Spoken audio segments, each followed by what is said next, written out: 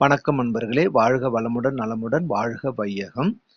ஆ first மக்களாகிய உங்களுக்கு நான் என்னோட நன்றிய தெரிவிச்சுக்கிறேன். ஏன்னா, இந்த பலன் தரும் பதிகங்கள் சொல்லிட்டு நான் எப்போ போட ஆரம்பிச்சேனோ, நம்ம சேனல் இன்று ஒரு தகவல் சுதாமான்ற யூடியூப் சேனல் அப்பதான் உங்கள்ட்ட பல மடங்கு நல்ல ரீச் ஆயிருக்கு.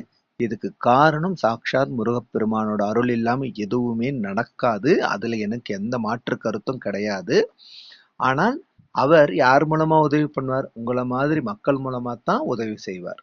ஓகேங்களா? அதனால என்னுடைய நன்றியையும், என்னுடைய வணக்கத்தையும் உங்களுக்கு உரித்தாக்கிக்கிறேன். ஏன்னா, இன்னைக்கு ஒரு 2, 3 வாரத்துல இந்த பலன் தரும் பதிவுகள் நான் போட ஆரம்பிச்சதுக்கப்புறம், இந்த ஒரு பதிவு மூலமாவே எனக்கு ஒரு 150 சப்ஸ்கிரைபர்ஸ் வந்திருக்கீங்க. இப்ப வரைக்கும் நான் டோட்டலா பார்த்தீங்கன்னா, ஒரு 400 பிளஸ் சப்ஸ்கிரைபர்ஸ் ரீச் ஆயிருக்கு. அதனால முதல்ல நான் உங்களுக்கு நன்றி சொல்லிக்கிறேன். சரி, இன்னைக்கு நம்ம பதிவுக்கு போவோம்.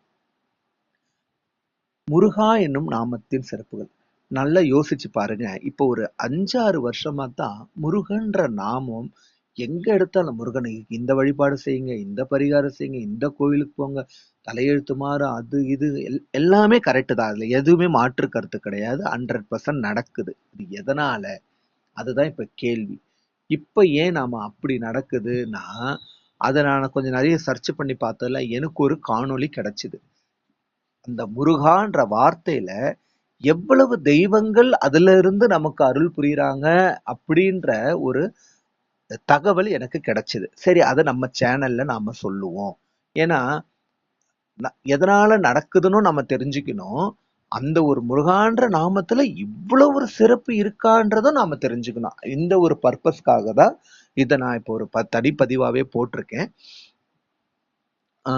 இப்ப முருகானா மூணா முகுந்தன். முகுந்தன்னா சாக்ஷாத் பெருமாள்.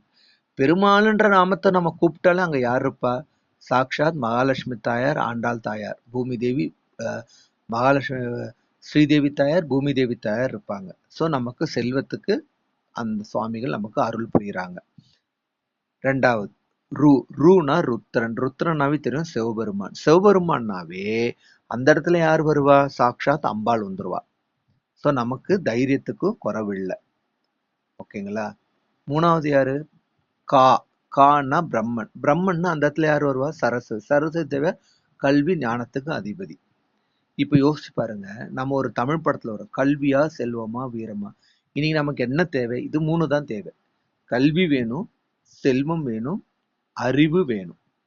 ஓகேங்களா? இது 3 நமக்கு வந்துட்டாலே ஆண்டவன் நமக்கு நம்ம வாழ்க்கையில நம்ம நினைச்சதும் நடக்கும். நாம 4 பேருக்கு உதவியும் செய்யலாம். இதனாலதான் இப்ப ரீசெண்டா நல்லா யோசிச்சு பாத்தீங்கன்னா, முருகா எங்க பார்த்தாலும் முருகர், எதுல பார்த்தாலும் இந்த கோயில் போங்க, அந்த கோயில் போங்க, நல்லது நடக்குது, எல்லாமே கரெக்ட் தான். காரணம் அந்த முருகான்ற நாமத்துல இத்தனை தெய்வங்களும் அதுல சாக்ஷாத் அடக்கம். அந்த தெய்வங்கள் நாம வேண்டும் போது முருகன்ற நாமத்துக்குள்ள இருக்கிற இந்த தெய்வங்கள் நமக்கு நாம் செய்யும் வேண்டுதல், நாம் கேட்கும் வேண்டுதல் நியாயமான பட்சத்தில் நமக்கு அதை நிறைவேற்றி தருகிறார்கள்.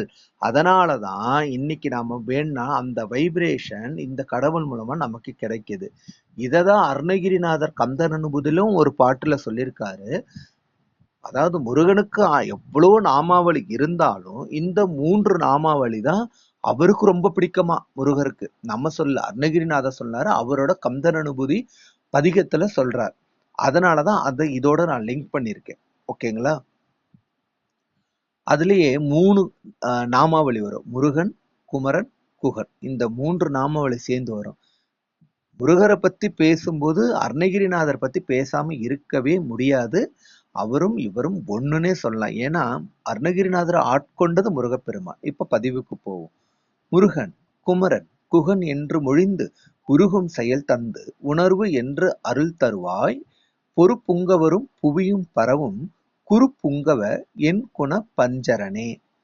இதுல எவ்வளவு அழகா சொல்றாரு பாருங்க. 3 நாமாவளி வந்துருச்சு.